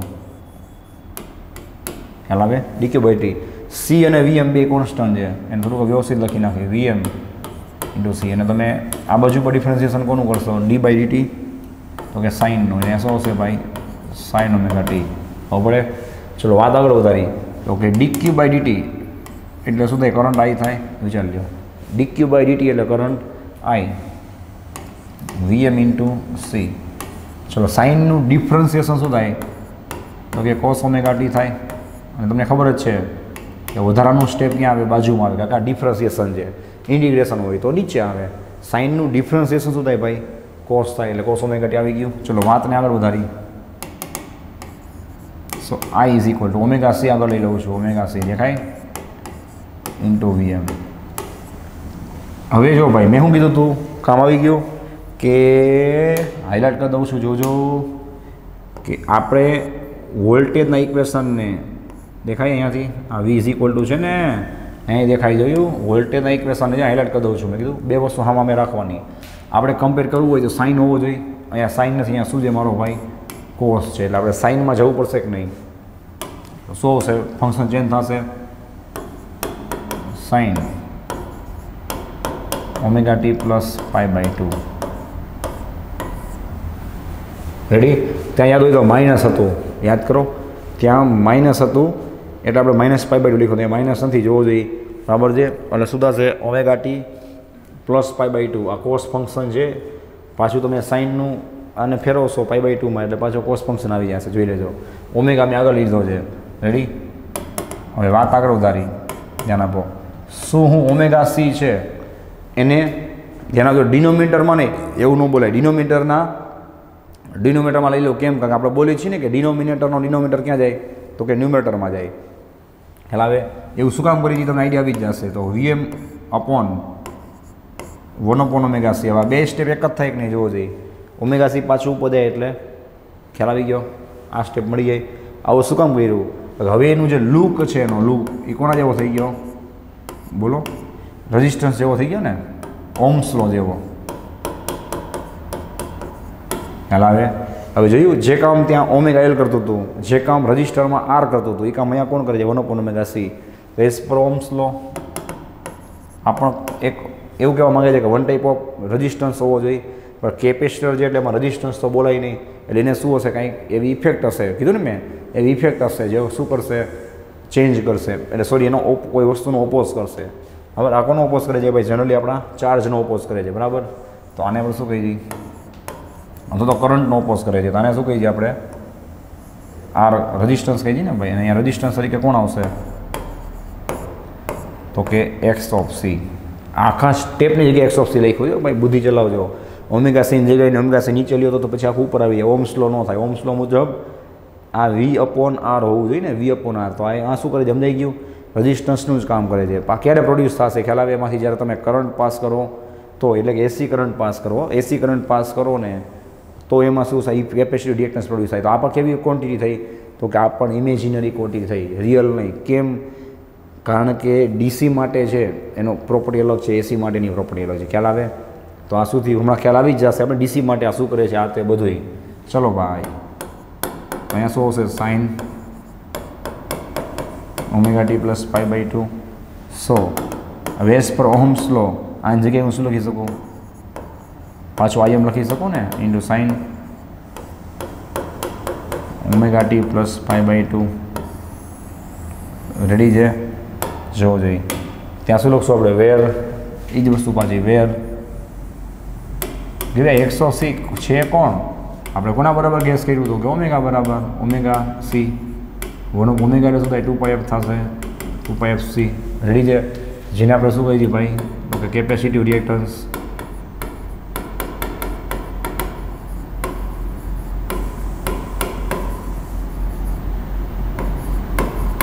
ખ્યાલ આવે? જેને આપણે કહીએ એક્સ ઓફ સી. તો હવે મેં તમને કીધું હતું ને ભાઈ કે દર વખતે એક્ઝામ્પલ આપીશું એટલે ટ્રાન્સમિશન લાઈનના કઈ આપણે આજુબાજુ જે બધી સબસ્ટેશનમાં લાઇન્સ હોય છે ઇલેક્ટ્રિકની, તો તમે જ ગેસ કરો ભાઈ કે ઇલેક્ટ્રિક લાઇનમાં એસી કરંટ આવતો હોય, એ પણ લાંબા ડિસ્ટન્સથી આવતો હોય, ઘણી બધી વાર ચાલુ હોય અથવા તો 24 કલાક ચાલુ હોય, તેમાં છે ને આ બધી ઇફેક્ટ જોવા મળે. કે એમાં એસી કરંટ પાસ થતો હોય, સમજાય છે ભાઈ? તો કેપેસિટી રિએક્ટન્સ, ઇન્ડક્ટિવ રિએક્ટન્સ, એનાથી શું થાય તમે જોઈ ગયા કે કરંટ અને વોલ્ટેજ આગળ પાછા રહી જશે, તેમાં લોસીસ પ્રોડ્યુસ થશે. બરાબર? તો એવું કહેવા માગે છે કે એની અંદર કેપેસિટી રિએક્ટન્સ છે એ પ્રોડ્યુસ થશે ક્યારે? એસી કરંટ પાસ કરશો તો. બરાબર છે? ચલો હવે આપણે ઓલી લાઈન લખી નાખી. બરાબર ને? કઈ લાઈન? તો અહીંયા તમે જોઈ શકો છો, આપણે હાઇલાઇટ કરી નાખી. ધારો કે ફરી એ જ રીતે સેમ જોજી, અહીંયા ઓમેગા ટી છે ખાલી, અહીંયા omega T plus pi by 2 છે. ધેટ મીન્સ અહીંયા કઈ લાઈન આવશે ભાઈ? કે તમે ચોખ્ખું દેખાય છે કે કરંટ છે, કરંટ દેખાય, કરંટ એ વોલ્ટેજ કરતાં પાઈ બાય 2 જેટલો આગળ છે. કરંટ છે એ વોલ્ટેજ કરતાં પાઈ બાય 2 જેટલો જોવો જોઈએ. પ્લસ આવ્યું ને આગળ જોઈએ, એટલે આપણે શું લખી બોલો જોઈએ? Here in pure inductive circuit, here in pure inductive circuit current is lead by, આવ્યું ને, lead by pi by 2 with voltage. Inductive નહીં આવે ને ભાઈ, સોરી, શું છે? In pure capacitive circuit. ખ્યાલ આવે છે? In pure capacitive circuit the current is lead by pi by 2 with V. એટલે કરંટ છે એ ફેઝમાં પાઈ બાય 2 જેટલો શું હશે ભાઈ? ઉલટાનો વોલ્ટેજ કરતાં આગળ હશે. અહીંયા ફેઝ ડિફરન્સ તો તમને શું મેળવ્યો? જોયું? પાઈ બાય 2 મેળવ્યો. ફરક શું છે કે ઇન્ડક્ટરની અંદર કરંટ છે એ પાછળ હતો, અહીંયા શું છે? કરંટ આગળ છે. એનું રીઝન શું છે ભાઈ? સમજો કે ઇન્ડક્ટરમાં લેન્ઝ લો લાગુ પડે, કેપેસિટરમાં ન પડે. એટલે ઇન્ડક્ટરમાં તો શું થાય કે ઓલો કરંટના ચેન્જનો ઓપોઝ કરે છે, એટલે ઓવરઓલ કરંટ શું થઈ જાય? ઉલટાનો ડિક્રીઝ થઈ જાય. એટલે કે એની ફેઝમાં શું થાય? પાછળ રહી જાય. એમ નહીં છે ભાઈ? જ્યારે અહીંયા તો શું છે? ઉલટાનું કેપેસિટર છે એ તો પોતે ડિસ્ચાર્જ થશે ત્યારે કરંટની વેલ્યુને ઇન્ક્રીઝ કરશે. એટલા માટે કરંટ શું છે? વોલ્ટેજ કરતાં પાઈ બાય 2 જેટલો બરાબર છે આગળ છે. બીજું તમે એ પણ વિચારી શકો છો ને કે કેપેસિટર જેમ જેમ ચાર્જ થતો હોય એમ શું થવાનું ભાઈ? કે એનું પોટેન્શિયલ વધતું જાય. એમ શું કરે? પોટેન્શિયલનો ઓપોઝ કરે ને. કેમ? કે આપણે ભણી ગયા ભાઈ, કેપેસિટર ચાર્જ થાય એટલે એના પોટેન્શિયલ વધે, એટલે પોટેન્શિયલ ડિફરન્સ ઘટતું જાય ને. બરાબર છે? પોટેન્શિયલ ડિફરન્સ ઓછું થતું જાય. પણ ડીસીમાં શું ફરક પડે કે ડીસી તોમાં તો કેપેસિટર ફૂલ ચાર્જ થાય પછી ડિસ્ચાર્જ તો થવા નથી, બેટરી કનેક્ટ કરેલી હોય ત્યાં સુધી, એટલે સર્કિટમાં કરંટ ઝીરો થાય. આમાં તો શું થાય છે કે ઓટોમેટિક કરંટ છે એ ઇન્ક્રીઝ ડિક્રીઝ થતો હોય, ઝીરો થતો હોય, એટલે કેપેસિટર ડિસ્ચાર્જ થશે. બરાબર છે? એટલા માટે એમાં કરંટ શું હશે? પાઈ બાય 2 જેટલો વોલ્ટેજ કરતાં આગળ હશે. બરાબર? અને વૈસા વર્ષા કેવું હોય? શું કહેવાય? તો કે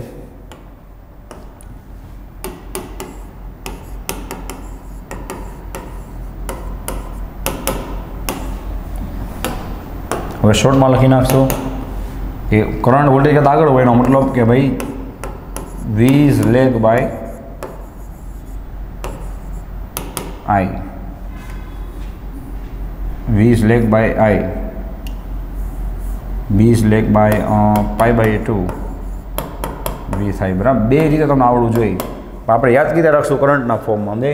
દર વખતે આપણે કરંટના ફોર્મમાં એને યાદ રાખશું કે કરંટ છે એ પાઈ બાય 2 જેટલો શું આગળ, ત્યાં ઇન્ડક્ટરમાં શું તો પાઈ બાય 2 જેટલો પાછળ હતો, અને રજિસ્ટરમાં તો શું હતું? બે વચ્ચે ડિફરન્સ ઝીરો હતો, મતલબ બે સેમ હતા. સેમ ડિક્રીઝ થાય, ઇન્ક્રીઝ થાય, મેક્સિમમ થાય, ઝીરો થાય. યાદ આવે? તો ચલો આને નોટ ડાઉન કરી લો, પછી આપણે નેક્સ્ટ વાત કરીએ કેપેસિટરની અંદર આપણા કન્સેપ્ટની. આ તો બેઝિક એનું, બરાબર. ચલો હવે આપણે વાત આવશે શેની, તો કે પાવરની, બરાબર ને. હવે વાત આવશે એના પાવરની. જોવો જોઈએ તો એ પહેલાં આપણે ફેઝર ડાયાગ્રામ ડ્રો કર્યો હતો. ઓકે, પહેલાં એને કમ્પ્લીટ કરી.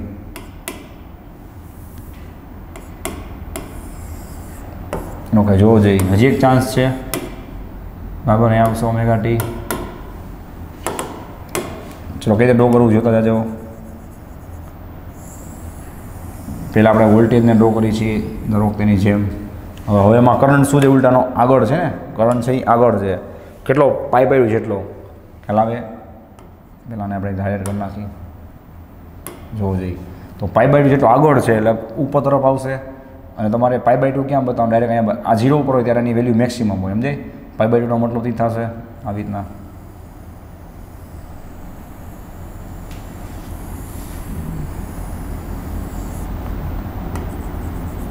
રેડી છે?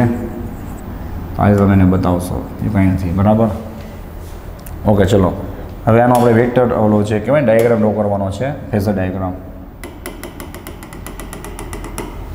જોવો જોઈએ આને તમે એક્સટેન્ડ કરશો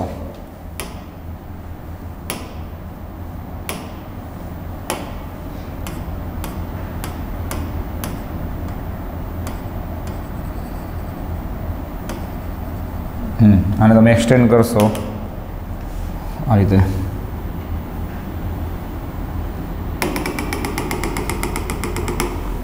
શું થશે જોવો જોઈએ. અહીંથી તમને આ મળશે, અહીંથી તમને આ મળશે અને રેડી. ચલો આમાં તમારે શું બતાવવાનું છે, એક વોલ્ટેજની એક ઓલી બતાવશો.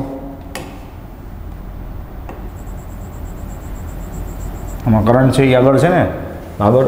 તો એક તમે વોલ્ટેજનું બતાવશો. આમાં આ વખતે તમારે વોલ્ટેજ ક્યાં બતાવવાના છે જોવો જોઈએ, લેગિંગમાં બતાવવાના. અને તમને હાઇલાઇટ કરી દઉં પાછું, તમારે ધ્યાન છે. વોલ્ટેજ છે એ શું બતાવવાના, લેગમાં છે, અને કરંટ છે એ શું છે ભાઈ આગળ છે, બરાબર. વોલ્ટેજ તમારે પાછળ બતાવવાના છે, કરંટને આગળ બતાવવાનું છે. એટલે વોલ્ટેજ તમે જ્યાં બતાવો છો એના કરતાં પાઈ બાય ટુ કરંટ શું હશે, બરાબર છે, આગળ હોવો જોઈએ, બરાબર છે, જોવો જોઈએ. તો તમે વોલ્ટેજને બતાવશો, અહીંયા સપોઝ બતાવશો તો તમારે પાઈ બાય ટુ આગળ કરંટ આ બાજુ ડ્રો કરવો પડશે, બરાબર છે. અને વોલ્ટેજ આપણે પાછળ બતાવી દઈએ તો તમારે ડ્રો કરવાનું છે, બરાબર. આ રીતે જોવો જોઈએ. વી તો કરંટ શું હશે, તમે અહીંયા વોલ્ટેજ બતાવો, સાંભળજો, અહીંયા વોલ્ટેજ બતાવો તો કરંટ તમારે આ બાજુ આમ ડ્રો કરવો પડે, બધું એક જ થાય, બરાબર. જોવો જોઈએ આ રીતે. આ કરંટ થઈ ગયો તો કરંટ છે પાઈ બાજુ જેટલું આગળ છે, સમજે. આ એના વોલ્ટેજના ઓમેગા ટી તમે લખો, એક્સ એક્સિસ થશે, બરાબર છે, એ રીતે. તો ઓલું શું થશે, pi by two minus omega t. અને જો તમારે આ રીતે બતાવવું હોય સેકન્ડ, ઘણા બધા રસ્તા છે. આ તો વેક્ટર ડાયાગ્રામ છે, બીજું કાંઈ નથી. ફોર એક્ઝામ્પલ આ રીતે તમારે વોલ્ટેજ બતાવવો અહીંયા, તો કરંટ તમારે કેટલો બતાવવાનો છે, પાઈ બાય ટુ જેટલો આગળ. યાદ રાખજો, પાઈ બાય ટુ જેટલો આગળ. તો તમે આમે બતાવી શકો છો,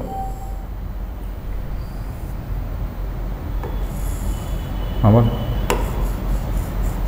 આ રીતે બે વચ્ચે પાઈ બાય ટુ જેટલો ફરક હોવો જોઈએ. અને એન્ટી ક્લોકવાઇઝ તમારે બતાવવાનું હોય તો, બરાબર. બેમાં એન્ટી ક્લોકવાઇઝ જ થશે.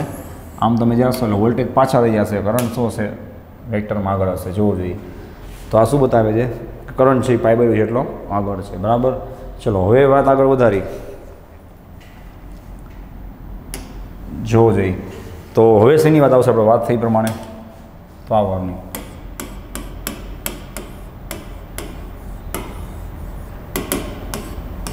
બરાબર. ચાલો આનું પ્રૂફ આપણે સેમ મેથડથી જ રાખશું. જોવો જોઈએ. Power P is equal two આપણે શું વાત થઈ હતી, આઈ ઇન્ટુ વી. ચલો આઈ એટલે શું, તો યાદ કરો, આઈ એમ ઇન્ટુ સાઇન. આ વખતે પ્લસ પાઈ બાય ટુ હતા ને, omega T plus pi by two. અને વી એટલે શું થશે, v m into sine omega t. વિચાર લ્યો, i is equal to I m sine omega T plus pi by two, v is equal to v m into sine omega t. So p is equal, ચલો ભાઈ આઈ એમ વી એમ આગળ લઈ લ્યો. Ready. હવે sine omega T plus pi by 2 એટલે શું થાય ભાઈ? પ્લસ ઓમેગા ટી થશે ને, હમણાં જે આપણે પ્રૂફ કર્યું હતું, બરાબર? Plus cos omega t into sine omega T. ચલો ને વ્યવસ્થિત આપણે અરેન્જ કરી નાખી. P is equal to I M into V M, અને 2થી મલ્ટીપ્લાય કરશું એને આપણે.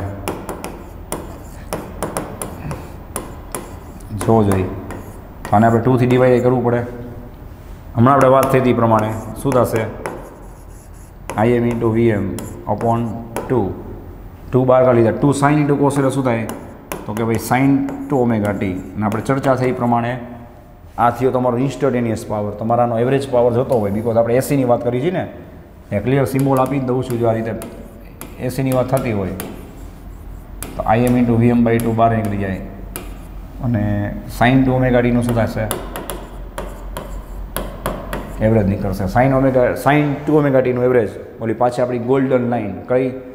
તો કે ભાઈ the integration, or you can say the average of sine or cos function or any AC quantity, current or voltage or one complete cycle will be is equal to 0. તો તમે ત્યાં 0 મૂકશો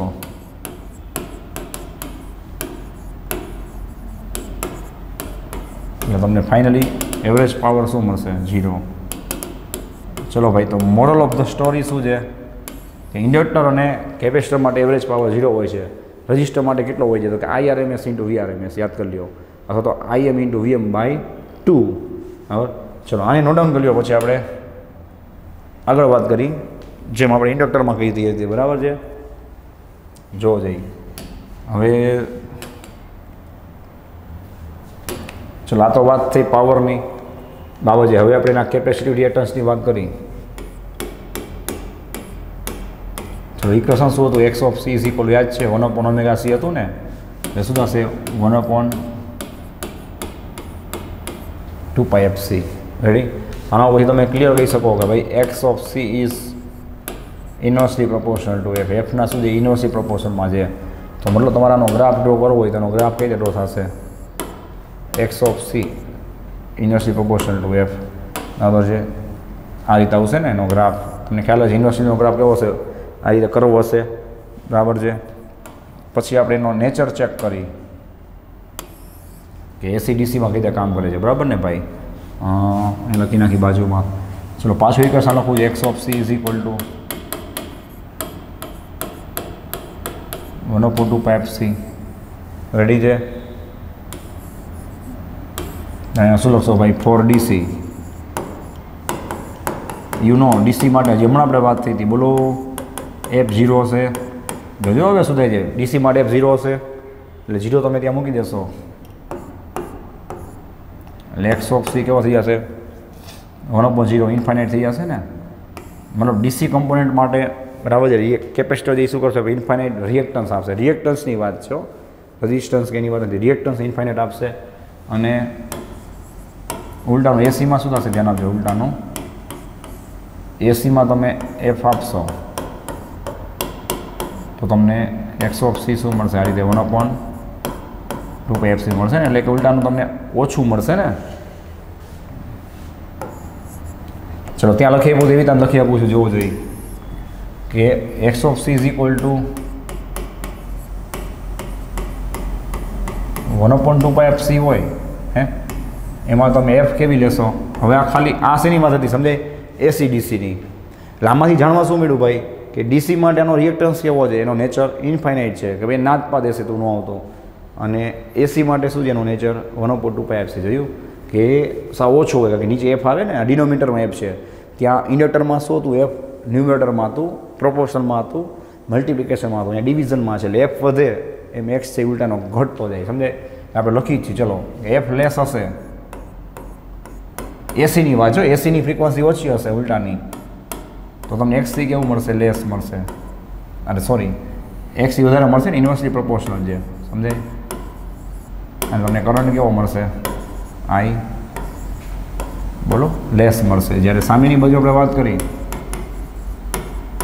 એફ વધારે હશે જો દે, તો એક્સથી તમને કેવો મળશે? ઓછો. અને એના માટે તમને કરંટ કેવો મળશે? વધારે. તો હવે તમને કોઈ પૂછે કે આ કયા ફિલ્ટરનું કામ કરે, સમજાણું? તો આ હાઈ પાસ ફિલ્ટરનું કામ કરે. કેમ? નામમાં જ છે, શબ્દ પકડો, હાઈ પાસ. હાઈ પાસ મતલબ હાઈ ફ્રીક્વન્સીને એ પાસ થવા જશે. ખ્યાલ આવે છે? જોવાઈ રહી છે ને? હાઈ ફ્રીક્વન્સી ઉલટાની હોય એમ સારું. આ શું કહેવાય? હાઈ પાસ ફિલ્ટર કહેવાય. ખ્યાલ આવે છે ભાઈ? શીખવા શું મળ્યું? થોડા ઇન્ડક્ટરને શું હતું? એસી પ્રત્યે થોડોક નફરત હતી અને ડીસી પ્રત્યે નફરત છે. જો ડીસીને એ શું કરે છે? ઇન્ફાઇનાઇટ રેઝિસ્ટન્સ આપે, એ રિએક્ટન્સ આપે છે. ઓલામાં ઓલો જે એસીને શું કરતો હતો ભાઈ? વધારે રિએક્ટન્સ આપતો હતો, બિકોઝ એ 2πfl હતો. એમાં ફ્રીક્વન્સી હોય, ડીસીમાં ઉલટાનું 0 હોય. બરાબર છે? ચલો આને તમે નોટ ડાઉન કરી લો. ઓકે ચલો ભાઈ, તો નેક્સ્ટ વિડીયો લેક્ચરમાં અહીંયાથી આપણે કન્ટિન્યુ કરી અને આ ત્રણેયને વર્ડ ટુ વર્ડ રિવાઇઝ કરશું. બરાબર? કે સૌથી ઇમ્પોર્ટન્ટ વસ્તુ જ આ છે, કારણ કે આના ઉપરથી જ બધું આગળ છે ને. અને આમાં નેક્સ્ટ ટાઈમ આપણે જે હવે એની પેર બધી સ્ટડી કરશું, R with L, R with C, L with C અને આર એલ સી આખું. એ ચારે ચાર પેર, આ 3 પેર પૂરી થઈ, ટોટલ 7 પેર છે. 3 પૂરી થઈ, હવે 4 પેર આવશે. આ 3 શું હતા? પ્યોર હતા. હવે જે એની અંદર આ બધી વસ્તુની જરૂર પડવાની જ છે. આને પ્રિપેર કરી લેજો, ખાસ રિવાઇઝ કરાવીશ, પછી જ આપણે આગળ વસ્તુ. આમાં કંઈ ડાઉટ હોય કાં કન્ફ્યુઝન હોય તો ખાસ ઇન્ફોર્મ કરજો. સો thanks for watching this video. Take care of your self and C you soon in the next lecture.